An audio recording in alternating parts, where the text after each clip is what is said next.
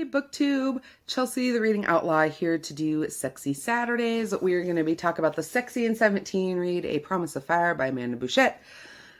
Oh boy, you guys. Okay, to start with a little bit of info about the book. This book originally was published in August of last year, August 2016. There are 448 pages in this version, in the mass market paperback, and it is the story of Catalia Cat Fisa, who can feel lies physically. She can feel the lies of others physically in her body, and this power has been used against her to make her into the quote-unquote kingmaker. She has been abducted by kingdoms in the past and tortured and put to work helping them determining who is lying and who is not. So she's very, very valuable to political systems and to future rulers. She is kind of laying low, hiding at a circus one day when she meets Griffin Beta Cinta, which basically means he is the second in command for the Cinta Kingdom. He sees her, he kind of figures out what she is, and he abducts her from the circus and takes her with him and his like band of merry military men back to their kingdom so she can help them kind of be better, so she can help them flourish, so she can root out lies and help them to succeed as a kingdom. But here's the thing, Kat doesn't really want to do that. Somebody's out for Kat. Somebody's still hunting her down. She's still on the run, and shit's about to get a little dangerous for her and all the people around her. So, this book. Here's the thing. We're going to start with the thing that I really liked about this book, because there were things in this book that I felt worked really, really well. And I feel like if just a couple other things had been tweaked, this would have been like a 5-star book for me. So in terms of the things that I really, really enjoyed, there are so many good found family feels in this book, you guys. You know that is a weak spot for me. That is a spot where my heart lies open. I love found family, and I feel like that's really what this book is. There are a lot of military books that do that, or books that feature military units that have that feeling.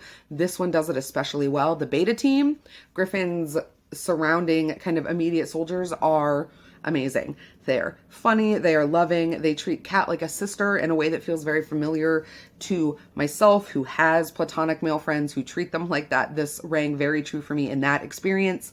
There's also a lot of really good male like camaraderie and homosocial interaction. There's not a lot of weird like homoeroticism or like homo shaming or anything like that can sometimes pop up in places where men feel they have to be super heteronormative. None of that in here. Griffin is also great. I really, really liked Griffin. And I felt like Griffin was really compassionate and really understanding and understandable. And I felt like he just came across as really human on the page. And sometimes with males, at least in the romance novels I've read, that doesn't always happen. If there's going to be a two-dimensional character, it's probably going to be the man in the book, but I didn't feel that with this one, which is really nice. And then the last thing that I really loved about this book is that when they finally have sex, you guys, it's so good. And listen, I'm coming from a largely erotica reading background, so I get that what I want from sex scenes, or how many sex scenes I want, isn't going to jive with how romance works.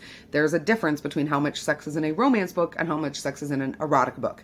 I get that. I've adjusted for that accordingly. There's still not enough sex in this goddamn book, which is really frustrating because when they have sex, it's really, really, really good. When they finally do it, it's amazing. And those scenes are hot, H-O-T-T, hot. But there just aren't a lot of them, and that just makes me really sad. Which I suppose is as good a transition as any to start talking about the stuff that I didn't like so much about this book, because there was a lot of that stuff to you guys. So, okay. The biggest problem with this book, and the problem that was hardest for me to get over, is kind of the entire premise, which is to say that like the abduction of Kat and anything that happens there forward is, I mean, kidnapping. Like there's consent stuff there of like, she goes with them because she chooses to, but she doesn't really have a choice because he literally ties her up with a magic rope and like throws her over his shoulder. And then once she's with him, and they're like hundreds of miles away from her home, she can't really run away. There's stuff to do with like binding promises and magic in this book, but there's like this whole kind of underlying foundation built on non-consensual removal of a person. So that is kind of hard to get over. That actually is not the thing that was the hardest for me to get over, though. There's a thing that goes on in this book. I felt like the middle 200, 300 pages of this book could have just been gone, and things would have been just as good, if not better. This book does so much of the back and forth in a way that is frustrating and not sexy. So Kat literally will have all of these scenes with Griffin where her whole internal monologue basically is like, oh, but he's so cute, but I can't. Oh, but I want to, but no. And then like, even as they're kissing, she will like, she literally like is super into it. And then the minute they pull away, she literally out loud says the word yuck. Like, who does that? Who talks like that? No adults that I know. But it's too much. Like, I understand that there needs to be tension, and I understand that she's been abducted, so of course she wouldn't, like, there would be some dissonance there between, like, the way her body feels and the way her emotions feel when it comes to, like, having sex with this dude.